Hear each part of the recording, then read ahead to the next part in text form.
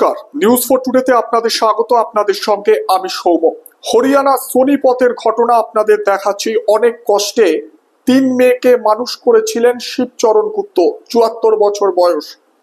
তিনি প্রয়াত হয়েছেন, অথচ শেষ দিনেও 3 মেয়ে পাশে দাঁড়ালো না।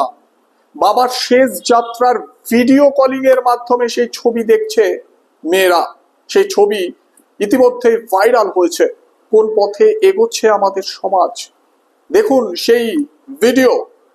বাবার শেষ যাত্রা ভিডিও কলিং এর মাধ্যমে দেখছে। সময়ের অভাবে 3 মেয়ে আসতে পারলো না। 3 মেয়েই এখন প্রতিষ্ঠিত, 2জন শিক্ষিকা।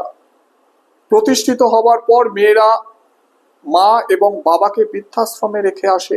অনেকদিন আগেই মা মারা যান, 74 বছর বয়সে এবার প্রয়াত হলেন শিবচরণ গুপ্ত।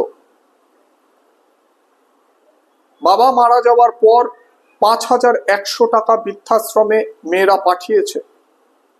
বৃদ্ধাশ্রম কর্তৃপক্ষ শিবচরণ গুপ্তর শেষকৃত্য সম্পন্ন করেছে, অথচ মেয়েরা ভিডিও কলিং এর মাধ্যমে সেই ভিডিও দেখছে। কোন পথে এগোচ্ছে আমাদের সমাজ?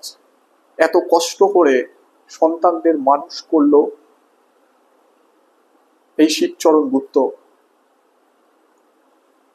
মৃত্যুর আগের দিন পর্যন্ত মেয়েদের জন্য অপেক্ষা করেছেন তিনি, এমনটাই বলছে বৃদ্ধাশ্রম কর্তৃপক্ষ। 20 দিন ধরে অসুস্থ ছিলেন, মেয়েদের কাছে খবর পাঠানো হয়েছিল, অথচ মেয়েরা আসতে পারল না। হৃদয় বিদারক ঘটনা। সেই ছবি দেখতে পাচ্ছেন।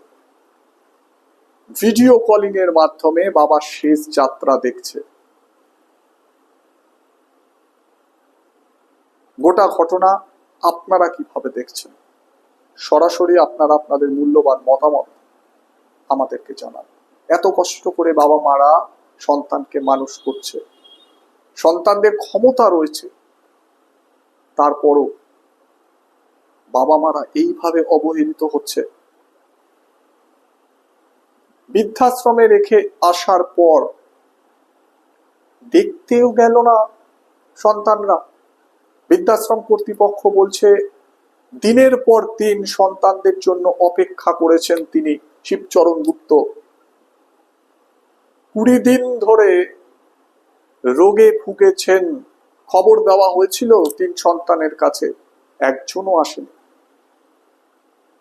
আর মৃত্যুর দিন 5100 টাকা পাঠিয়েছে 3 সন্তান। শিবচরণ গুপ্ত শেষকৃত্য সম্পন্ন করল বৃদ্ধাশ্রম কর্তৃপক্ষ।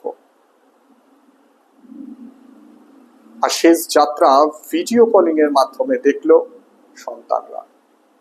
গোটা বিষয় আপনারা আপনাদের মূল্যবান মতামত আমাদেরকে জানান।